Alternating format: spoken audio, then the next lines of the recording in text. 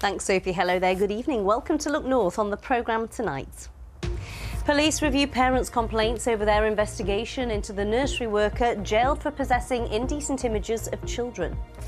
Also tonight, the local elections are tomorrow as the candidates make a final pitch for your vote. We'll take you through the difference it could make. 78% the average council spends on social care, meaning just this bit is left for everything else. MND campaigner and fundraiser Ian Flatt prepares for what he says is his final marathon fundraiser. And later on Look North, this is a World War II bomber at Elvington Airfield in York. It weighs 17 tonnes. A man is going to try and pull it with his bare hands. Will he do it? Find out later on Look North. And after that, lovely sunny start across most parts of our region. Once again, clouds built through the day, but those clouds will disappear tonight and there is a frost in places on the way. Join me for the very latest.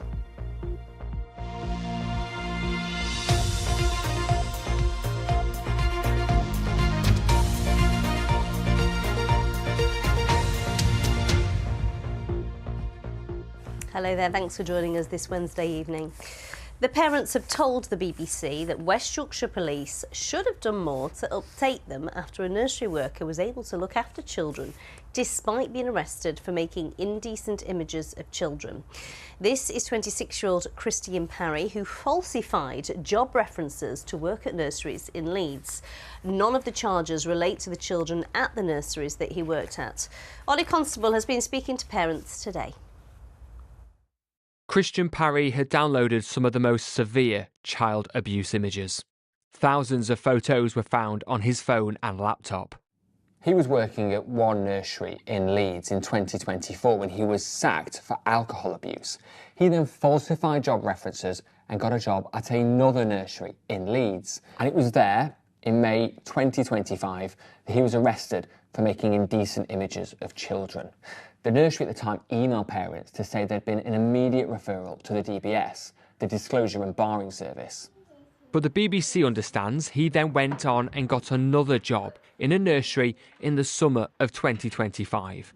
Parents at that nursery only found out about his crimes when they read about him in a BBC News article following his sentence in March.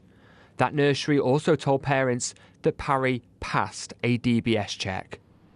At Leeds Crown Court, he admitted making indecent images as well as falsifying references. He was jailed for 2 years.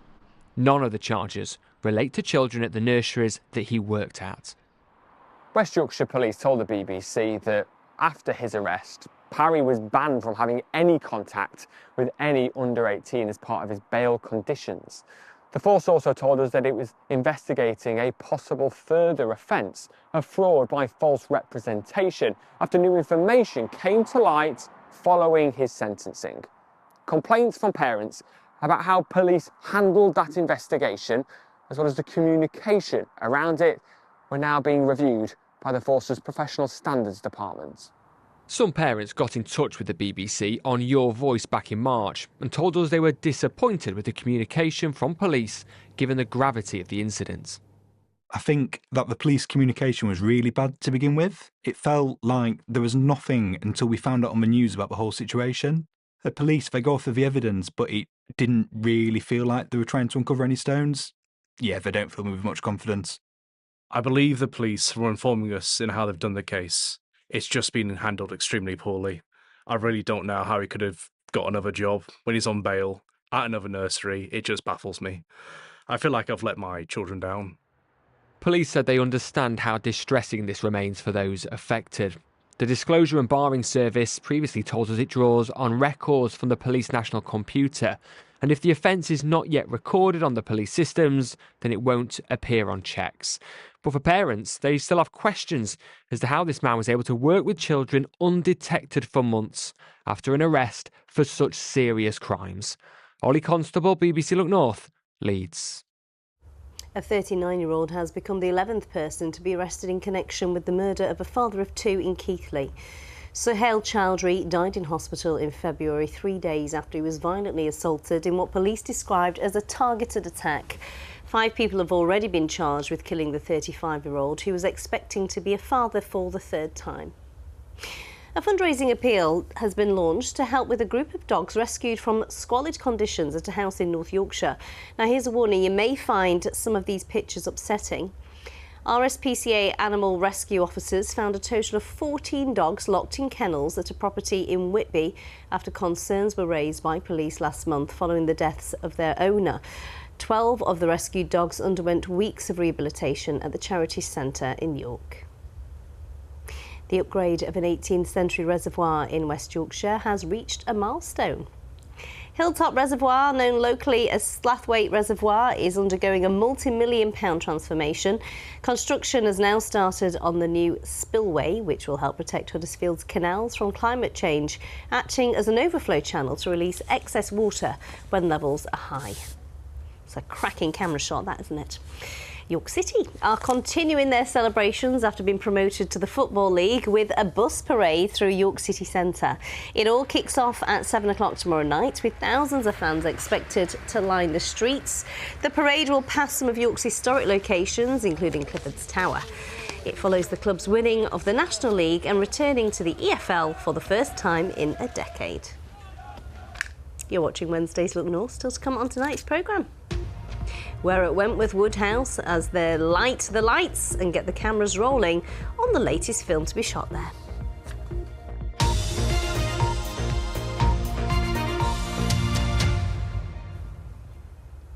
Now, in case it passed you by, here's a reminder. Tomorrow, millions of people have the chance to say how they want their local services to be run. It's council elections in South and West Yorkshire with 400 seats up for grabs. So, what do we need to watch out for? Our political editor, James Vincent, is here. Good to see you, James. Tell us, what do we need to know? Thank you very much, Amy. Yeah, I'm back in election corner because tomorrow it is polling day, the chance to select the people that run your council. It's the most direct opportunity you have of deciding what your council tax is spent on. We'll have a look at the interesting battles in a minute, but we've been trying to answer some of your questions this election campaign. So for this one, I've got my big scrapbook of town halls out, and it turns out I've been to a fair few over the last few years. Love my neck.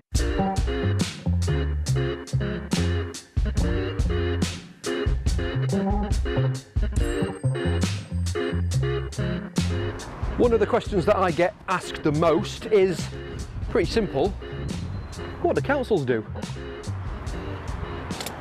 It's probably best to start with money. Councils get their money in 3 different ways. There's council tax, they get to keep half of business rates, and there's government funding. A huge chunk of council money has got to be spent on social care. So what do you reckon the average council spends? Is it about here, here, or here? 5 seconds. Well, it's here. It's 78% the average council spends on social care, meaning just this bit is left for everything else. And everything means stuff like this. Parks, roads, Libraries. Shh.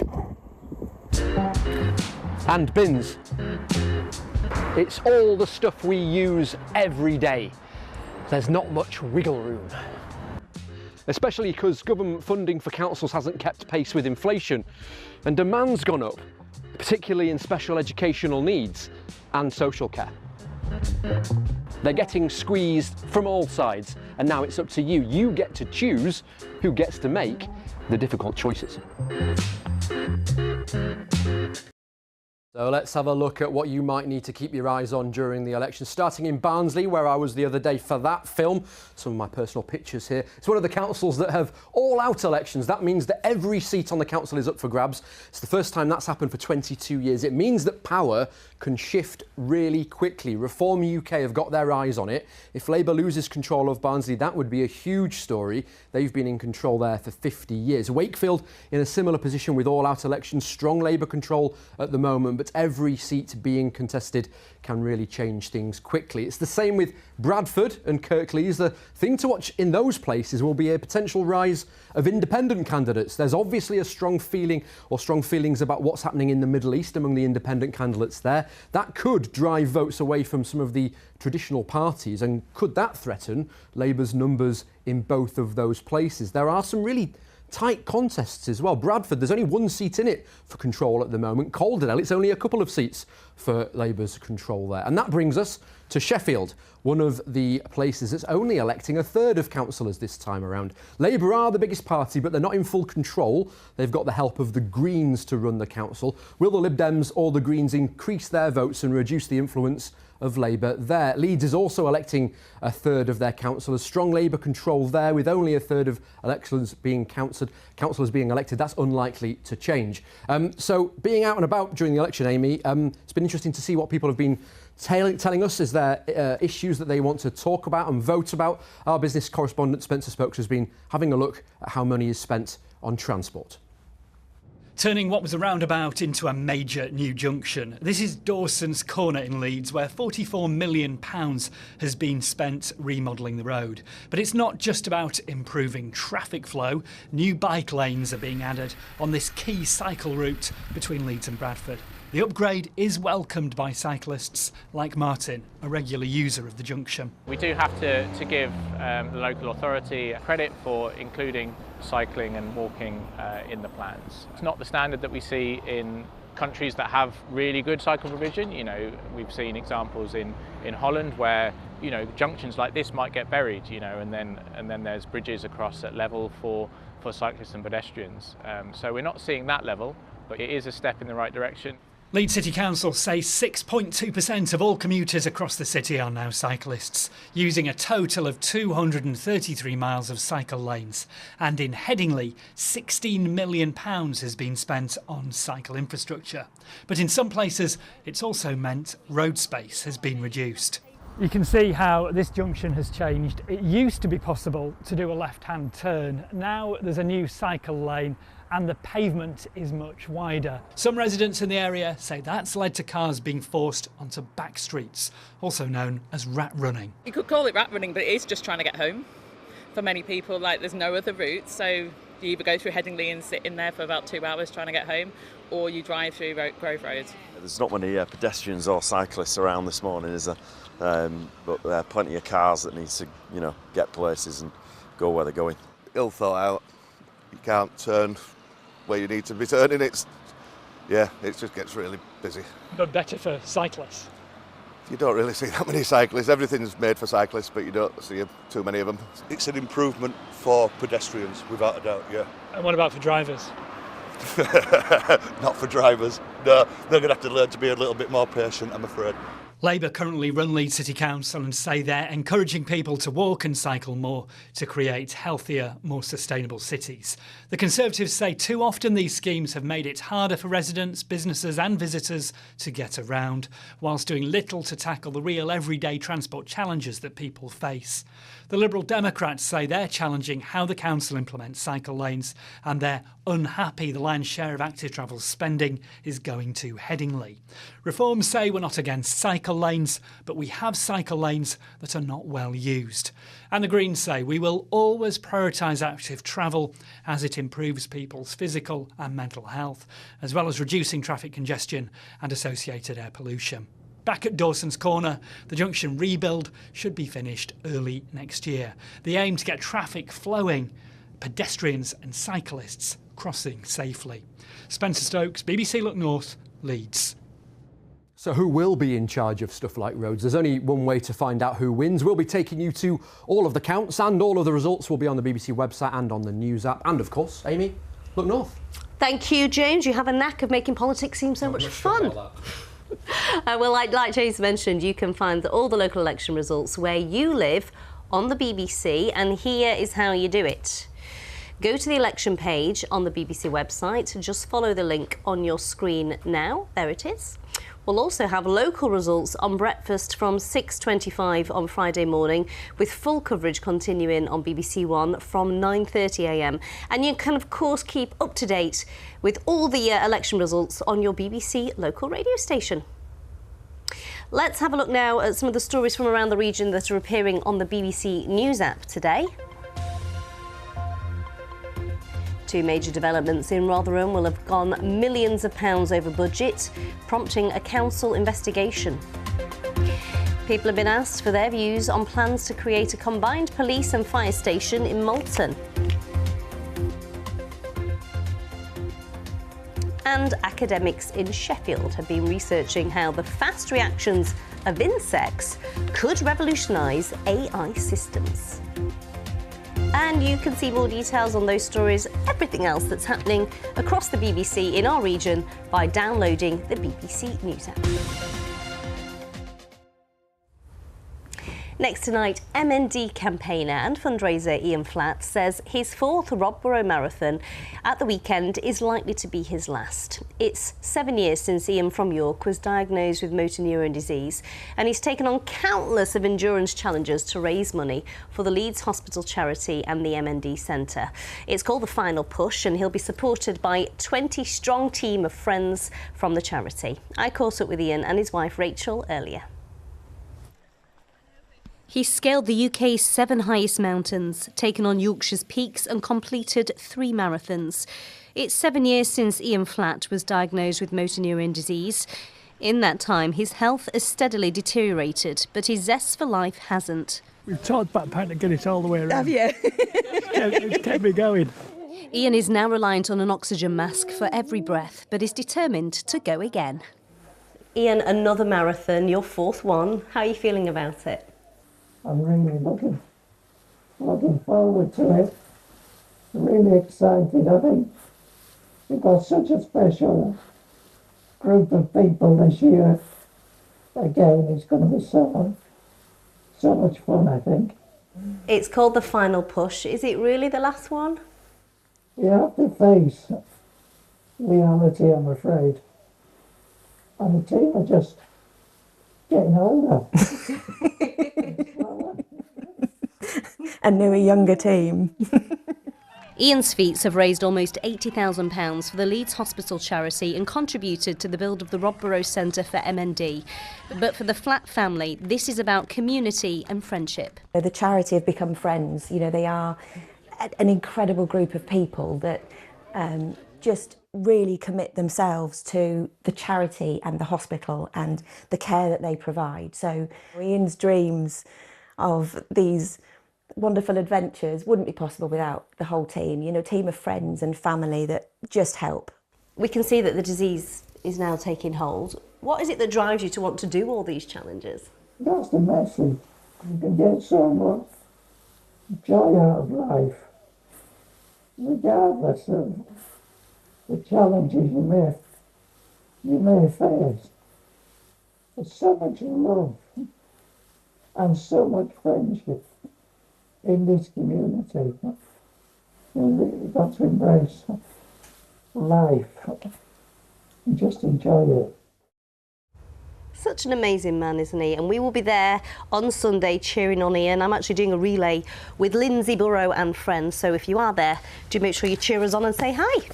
Now, finally tonight, a biopic about the famous British scientist of the 19th century has been filmed in South Yorkshire. The film is called Power and Glory, and it tells the story of chemist and physicist Michael Faraday, who transformed the study of electricity and magnetism. They've finished filming at Abbeydale Industrial Hamlet in Sheffield, and now they've moved on for 3 weeks to this beautiful place, Wentworth Woodhouse. Mark Ansell has been on set and can tell us more.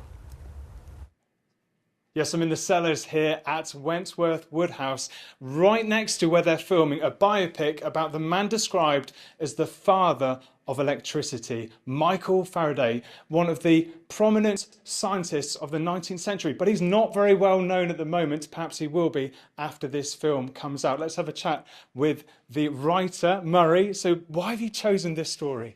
It's an extraordinary unsung story. Michael Faraday was a poor boy off the streets of London Against all the odds, he became the greatest experimental scientist of the age. He was a very humble young man. He had lots of jeopardy. His great mentor, Sir Humphrey Davy, eventually turned against him. And there were all sorts of reasons why he really shouldn't have made it. So anyone who watches the film will be inspired. And he really is at the beginning of all the electricity we depend on now. The dynamo above all, but field theory that led on to Einstein. Thank you, Murray. Let me introduce you to the director, Norman. Why have you chosen Wentworth Woodhouse to film this? Because if anyone's not been to Wentworth Woodhouse, they should jolly well try. It's 367 rooms, already built for you. It's like a backlot you would dream of in any studios. So instead of having to build everything, we just come here every day and there's a different set every day. And it looks fantastic because it's a genuine article. Well, these are just some of the costumes being used on set. I've been speaking with two actors who play Michael Faraday and his wife, Sarah. It's genuinely been one of the most exciting periods of my life filming here because it's such a crazy space and it just seems to go on forever. We've been, in these incredible stately rooms and it's stunning, and then we've been in the basement exploring all these tiny little nooks and crannies. It's beautiful, it's so well kept, and everyone who works here has just been so lovely to us. It's intimidating, of course, because you're taking on not only this giant of the world of science, but also you're taking on the responsibility of telling a story which hasn't been told. The man behind the greatness, behind the world famous kind of discoveries and his laws and everything that he's brought to the world. There's a man behind that, and that's the story we're trying to tell. It's that story of humanity, story of love, and story of faith. One of the scenes of the film Power and Glory was filmed on this incredible staircase here at Wentworth Woodhouse. Let's have a chat with Nicola, who's from the charity. What's it been like having the film crew here? It's been absolutely fantastic. They've been a really great crew and cast. They've been really considerate of the house and the grounds, and it's been such a great source of revenue for the trust. And great to get the publicity for this place. Fantastic, yeah, it's really will help to put us on the map, yeah. Fantastic, thank you, Nicola. The film Power and Glory is due to be in cinemas next year with a private screening here at Wentworth Woodhouse. How fantastic, eh? Bit of glam. Now, a bonus story for you tonight. A Yorkshire strongman put in a Herculean effort at the Yorkshire Air Museum today as he attempted to pull a World War II Handley Page Halifax bomber. Gosh, that's quite an effort, isn't it? The plane, which weighs a whopping 17 tonnes, will be the centrepiece at the museum's World War II event in York this weekend. But could Miroslav Polodek shift it? Kathy Minton went to cheer him on. Pulling a lorry, that's strong. Pulling a car with your teeth, that's strong and a bit scary. So how do you top that? Pulling a 17-ton heritage aircraft, of course. Miroslav Polodek is a strong man. The 42-year-old Slovakian who lives in East Yorkshire has been Hull's strongest man 3 years in a row. Today, he's going to attempt to pull a Handley Page Halifax Mark III bomber for 12 metres. Well, this is the plane that Miroslav is going to be pulling. It has a wingspan of 23 metres and it weighs 17 tonnes. That is heavy. But just how heavy is it? 17 tonnes is the equivalent of 9 giraffes, 14 Ford Fiestas, or 280 full kegs of beer. With final checks done, it's time for the big pull. Miroslav takes the strain. He's giving it everything he's got, but the Halifax isn't shifting. Attempt 1, unsuccessful. A second attempt and still no luck. The underinflated tyres are identified as causing the problem. They're just too old to pump up a bit, and Miroslav has a third try. The plane is refusing to take off. Every piece of muscle in my body is squeezed together. Back wheel is soft tire, and that one is make me biggest headache. So what is stronger than one strong man? 2 strong men. Friend Stuart Lambert grabs his harness and hitches up. Surely this'll do it. No, today is not the day. Today is 4-0 for the bomber. So, well done. He had a good go on his own. He was a bit more tired and stuff, so I thought if I step in and help him out, two-man team, we'll get it done. And it still didn't want to move. There's not many people like him, absolutely excited. This is more than passion of his life, so yeah, I'm very proud of him. The Halifax bomber will be the star exhibit of the Yorkshire Air Museum's World War II event this weekend. But it'll have to be moved into place by more traditional methods. Cathy Minton, BBC Look North, Elvington, near York. Sometimes we all have a bad day at work, don't we? Maybe they didn't have the porridge this morning, but brilliant effort. I reckon, Paul, he could lift you with one finger. I think he probably could lift both of us with one finger. Probably. Definitely, yeah. Right, I'm just about to show you the weather pictures. There we are. That was Baildon this morning. It tells its own story because parts of our region had a frost last night. Bainbridge in Wensleydale got down to -1 degrees Celsius, and that's a beautiful shot looking over towards the famous Kilnsea Crag. And Upper Wharfdale had a frost as well. Now that will be more widespread tonight, so gardeners beware. But at least it means there will be some sunshine to come tomorrow. If you're out and about, the address is out on your screen right now. Send your pictures in. So tomorrow, again, a day of variable cloud with some sunshine. The best of that will be in the morning in eastern areas. There will be, in general, quite a bit of cloud around, but it should feel a little less cold than it did during the course of today. Some spots didn't get above 10 degrees. Now, high pressure broadly in charge. Still a lot of cloud at times. The next wet rain-bearing front will be this cold front, introducing a shower risk on Friday.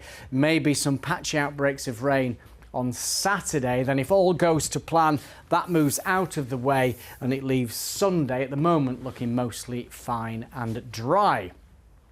So there's a satellite picture. There was a lot of cloud at times this afternoon. It's been thick enough to produce the odd shower. But I think slowly through this evening, we'll see that cloud breaking up, long clear spells, light winds. Later, we might pick up a bit more in the way of cloud in some western areas, but not before we've had that widespread frost. I think focus for those frosty conditions across eastern parts of South Yorkshire, up through West Yorkshire and down towards the Vale of Pickering, 0 or -1 degrees Celsius. So tomorrow's high water times in Scarborough 8:11 and again at 8:47. So a cold but bright start, best of the sunshine in eastern areas, already a lot of cloud further west, and I think the rest of the day variable off large amounts of cloud, that cloud thick enough especially across the Pennines for 1 or 2 showers, but the emphasis certainly further east is on a dry day and a little bit warmer in the afternoon with a southerly breeze tomorrow, not a northeasterly, so 15 in Doncaster and Leeds, that's 59 degrees Fahrenheit. And again through the evening a lot of cloud with just a small chance of a shower. Friday looks warm and bright with sunshine and 1 or 2 showers, bit mixed over the weekend, highest risk of some patchy rain Saturday. Sunday at the moment looks mostly fine. That's the forecast. I forgot to cover my strawberries last night. Oh, they'll be dead. Well, is it too late? Yeah, well, try it tonight. It's going to be colder tonight. I'll Cover just them buy up. them from the supermarket. Right. It's easier. That's it from us. Tom Ingle with the late news. Bye-bye.